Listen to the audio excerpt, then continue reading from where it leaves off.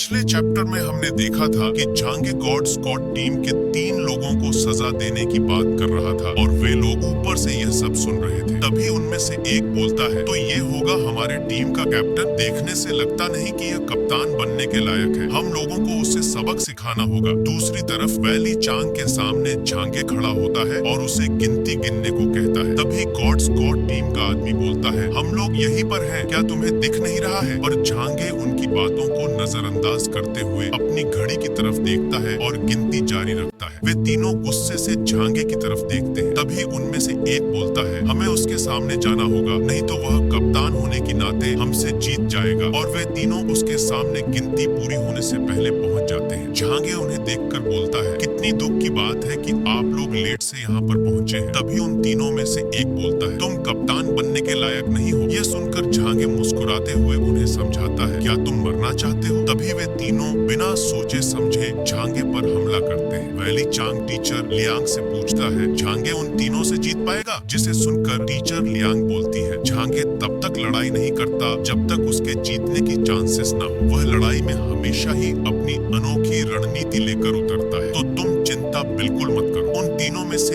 एक झांगे के पीछे आ जाता है और अपने चाकू से झांगे पर वार करता है। पर झांगे अपनी स्पेस एबिलिटी से उसी के पीछे टेलीपोर्ट होकर अपनी गन से उस पर फायर करता है। जिसे बचते हुए वो बोलता है, इसकी पावर स्पेस की है, मैं इससे हैंड टू हैंड कॉम्बैट नहीं कर सकता। हमें उसकी कोई कमजोरी ढूंढनी होगी। और झांगे बोलता है, मेरी फर्स्ट फायरिंग चेतावनी थी, तुम लोगों के पास अभी भी समय है, सरेंडर करो। पर वे लोग नहीं मानते और अपनी एबिलिटी को एक्टिवेट करने लगते हैं। जिनमें से एक अपने हाथों को काटकर ट्रेनिंग सेंटर के चारों तरफ जहरीले धुएं से झांगे पर हमला करता है, जिसे झांगे आसानी से अपने स्पेस में भेज देता है। 2 लोग झांगे पर तेजी से हमला करने के लिए दौड़ते हैं। तभी उनमें से एक, जिसने झांगे पर सबसे पहले हमला किया था, वह सोचने लगता है, इसकी कोई तो कमजोरी होगी जिससे हम इस पर हावी हो सके। तभी वैली चांग बोलता है, वे नहीं जानते कि उनका पाला किससे पड़ा है। और वैली चांग टीचर को उन तीनों की एबिलिटी बताते हुए बोलते हैं, वे तीनों कितना ही जोर लगा ले, फिर भी मुझे नहीं लगता कि झांगे से जीत पाएंगे, क्योंकि उनमें से जू मियाओ और लू यिंगहाओ के पास तूफान और जहर की शक्ति है, जिसे झांगे अपने आसपास आने ही नहीं देगा। और जो तीसरा है, वह अपने दुश्मनों को मारने के लिए परछाई का उपयोग करता है, जिसकी 300 मीटर तक की सीमा है। 300 मीटर तक किसी को भी आसानी से वह मार सकता है। तभी हम देखते हैं कि झांगे तीनों के ऊपर तेजी से फायरिंग करने लगता है, जिनमें से एक बुलेट जू मियाओ की जांघों में जाकर लगती है और दूसरी उसके सर के पास से निकलती है, जिसे देखकर वह काफी डर जाता है और माफी मांगने लगता है, मुझे मत मारो, मैंने अपनी हार स्वीकार कर ली। यह देखते हुए लू यिंगहाओ अपने हाथ खड़े करते हुए बोलता है, मैं आपको कैप्टन मानता हूँ, कृपया आप रुक जाइए। यह सब देखने के बाद उनमें से तीसरा आदमी सोचता है, यह कितने बेकार लोग हैं, इतनी जल्दी हार मान लेते हैं, पर मैं नहीं मानूंगा, मैं उसे मारकर ही रहूंगा। इतना सोचते हुए वह तेजी से झांगे की तरफ भागने लगता है। तभी झांगे सोचने लगता है, जैसा कि मैंने सोचा था, गॉड टीम उतनी ही मजबूत है, वे लोग मेरे काम आ सकते हैं। और वह हल्की मुस्कुराहट देने लगता है, जिसे देखकर तीसरा आदमी बोलता है, झांगे तुम एक कायर व्यक्ति हो जो केवल